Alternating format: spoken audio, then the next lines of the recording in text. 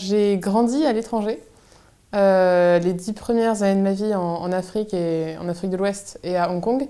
Et donc j'ai vraiment ressenti l'unité européenne quand je suis ensuite arrivée en Europe, donc en Pologne, puis en République tchèque, puis en France.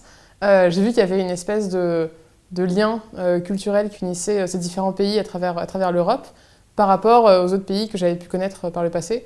Et donc je pense que c'est mon expérience personnelle qui m'a donné cette évidence européenne. Donc j'ai fait un master en affaires européennes à Paris et à Londres. Et j'ai enchaîné avec donc, la création de cette association qui s'appelle Des Europes et des Hommes pour créer un projet de 6 mois à travers toute la France. Donc ça a été un tour de France pour recueillir les propositions des gens dans les rues pour améliorer l'Europe.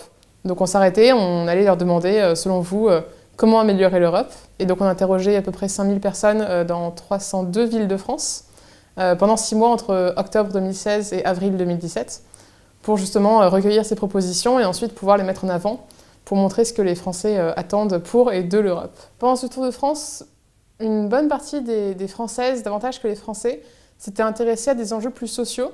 On a moins de propositions venant de femmes qui touchent aux enjeux économiques. On en a beaucoup plus sur les aspects culturels, éducatifs, etc.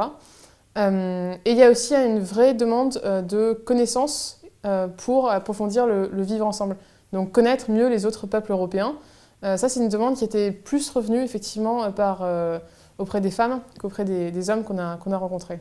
Et les gens attendent vraiment cette occasion de parler d'Europe, même si c'est pour en parler de façon négative au début ou même jusqu'à la fin.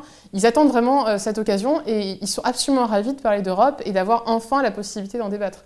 Donc c'est très très très rare qu'on nous ait dit « désolé, ça ne m'intéresse pas, au revoir ». C'est très rassurant et il y a énormément d'optimisme et d'espoir pour le futur de la construction européenne et les gens attendent juste qu'on les écoute et qu'on les implique dans ce projet.